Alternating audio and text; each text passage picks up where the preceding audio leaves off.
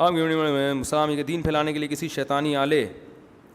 بس یہ آخری سوال ہے, پھر یہ بس یہ آخری سوال ہے, بس یار بہت زیادہ ہی بیچارے بہت غصے میں آ گئے. سوال بس آخری, پرچی واپس کر دیں ساری پرچی. آپ کے ویڈیو بنانے کے بارے میں اشکال ہے. پہلا یہ ہے کہ دین پھیلانے کے لیے کسی شیطانی آلے یا سائنسی ایجاد کی ضرورت نہیں, اس کے لیے تڑپ اور اخلاص کی ضرورت ہے.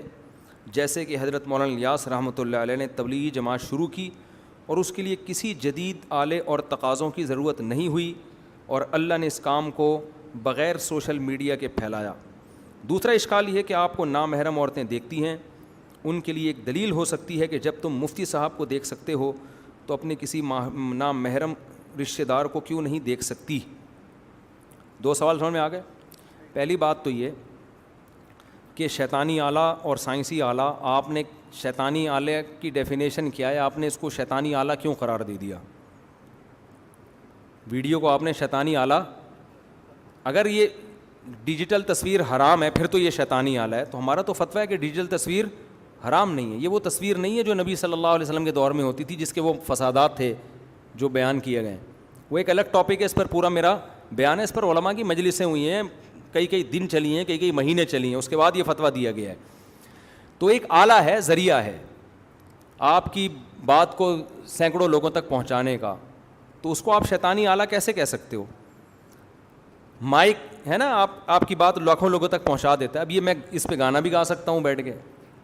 تبلیغی جماعت میں جو ریونڈ میں بیانات ہوتے ہیں وہ مائک کے ذریعے ہوتے ہیں کہ نہیں ہوتے؟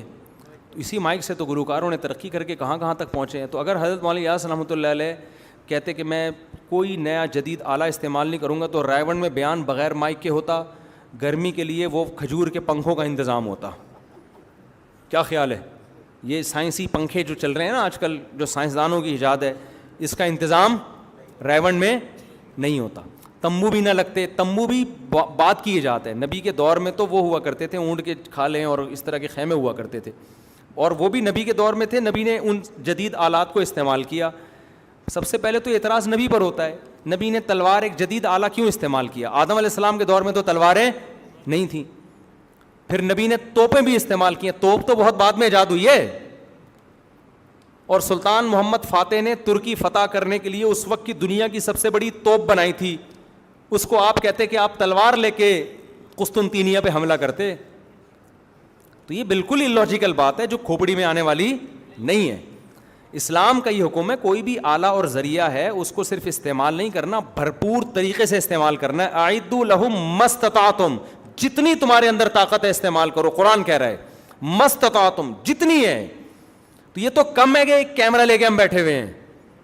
ہونا تو یہ چاہیے تھا, ہمارا سیٹلائٹ چینل ہونا چاہیے تھا, ٹی وی چینل ہونا چاہیے تھا ہمارا. اس پہ آپ اعتراض کرتے ہیں صاحب آپ لوگ کب عقل آئے گی آپ لوگوں میں؟ یہ نا دنیا کہاں سے کہاں پہنچ گئی. آپ کو تو فلم بنانی چاہیے ہم زکوٰۃ دے چکے صنم. یہ خیر زیادہ ہو گئی, اتنے ہم ماڈرن نہیں ہیں. لیکن یہ کہ یہ شیطانی آلات نہیں ہیں, اس کا استعمال شیطانی بھی ہو سکتا ہے اور جائز بھی ہو سکتا ہے. تو دونوں قسم کے. ڈاکٹر ذاکر نائک نے کتنے لوگوں کو مسلمان کیا ہے شیطانی آلے کے ذریعے. آلہ بھی کہہ رہا ہوگا یار میں اتنا نیک اور مجھے شیطانی کہہ دیا لوگوں نے.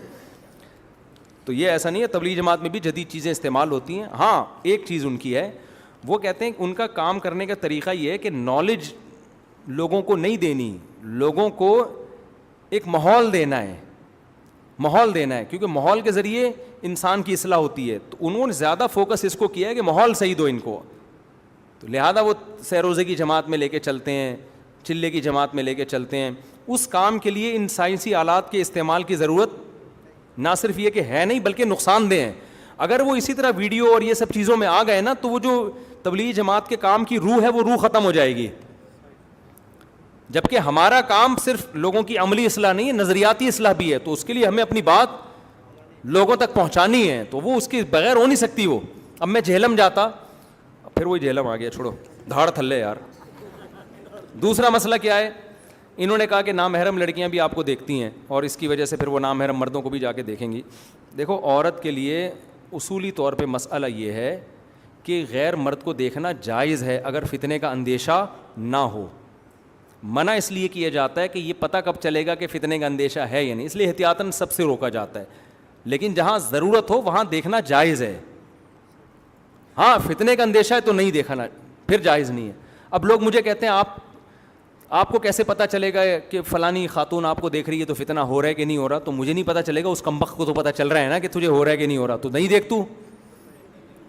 ہم نے تھوڑی کہا کہ لڑکیوں کے لیے ہماری ویڈیو دیکھنا فرض ہے، بھائی جس کو فتنہ ہو رہا ہے نہ دیکھے وہ، بلکہ جائز نہیں ہے، حرام ہے اس کے لیے دیکھنا. جب اس کے دل میں فیلنگز ٹائپ کی چیزیں پیدا ہو رہی ہیں تو نہ دیکھے. وہ کس نے کہا ہے؟ وہی دیکھے جس کو فتنہ نہیں ہو رہا.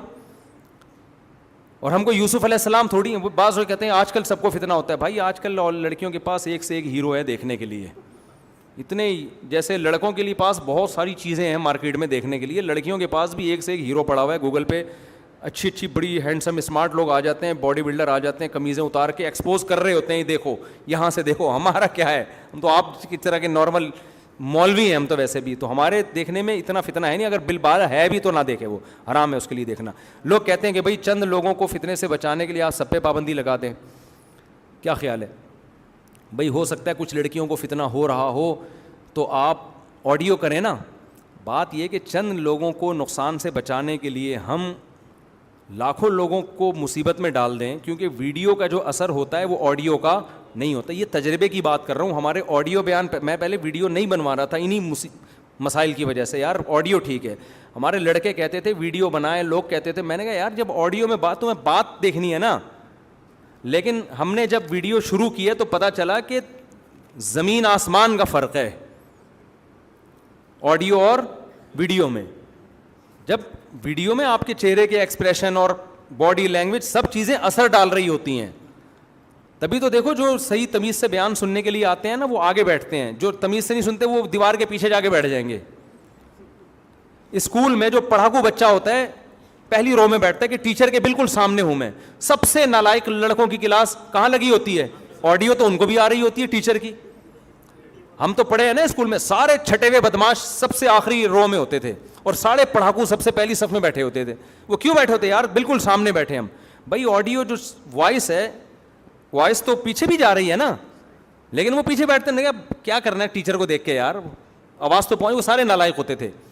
تو جب آپ پورے چہرے کے تاثرات کے ساتھ باڈی لینگویج کے ساتھ کسی سے بات کرتے ہیں تو اس کا اثر کچھ اور ہوتا ہے. اور ایک چیز مشاہدے پر مبنی ہے، اور باطل کیا کچھ استعمال نہیں کر رہا. کتنے ذرائع. اچھا تبلیغ جماعت کو آپ نے کہہ دیا کہ وہ جدید ذرائع استعمال نہیں کرتے. ابھی کینیا تبلیغ جماعت گئی ہے، وہ جہاز میں بیٹھ کے گئی ہے. ان کو چاہیے تھا گدھے پہ بیٹھ کے جاتے وہ، کیونکہ اسلام سادگی سکھاتا ہے. وہ ظاہر ہے وہ اس لیے گدھے پہ بیٹھ کے نہیں گئے. انہوں نے کہا کہ گدھے پہ بیٹھ کے ہم جاتے تو گدھا تو پہنچ جاتا، شاید اس میں اتنی طاقت تھی، ہم نہیں پہنچتے. کینیا میں جو استقبال کر رہے ہوتے جماعت کے، وہ سارے گدھوں کو دیکھ کے ڈر جاتے کہ یار یہ صرف گدھے ہی پہنچے ہیں. تو گدھے کہیں گے ہم تو عادی ہیں بھائی پیدل چلنے کے، یہ جماعت والے اس کے عادی نہیں تھے. تو تبلیغ والے بھی جدید ذرائع استعمال کرتے ہیں. باقی انہوں نے ایک خاص طریقہ ہے، اس میں زیادہ ان چیزوں میں نہیں پڑتے. اس کی وجہ یہ ہے کہ وہ پھر جو ان کا ایک ٹاسک ہے نا، وہ مقصد ہی ہے کہ بھائی لوگوں سے قربانی دلوائی جائے، تو وہ فوت ہو جائے گا اس. چلو وہ بہت ہو گیا. ہاں تو ٹیچر اسکول میں پڑھا رہی ہے، اگر آپ کی فیمیل ٹیچر ہے تو اس کو بھی دیکھ سکتے ہیں ضرورت کے وقت، بشرطے کہ فتنے کا اندیشہ نہ ہو. کیونکہ اب اس میں بھی آپ نیچے منہ رکھ کے نہیں پڑھ سکتے اس سے، یہ فتوے کی بات ہے. ہاں تو میل ٹیچر ہے، فیمیل بھی دیکھ سکتی ہے اس کو ضرورت کے وقت.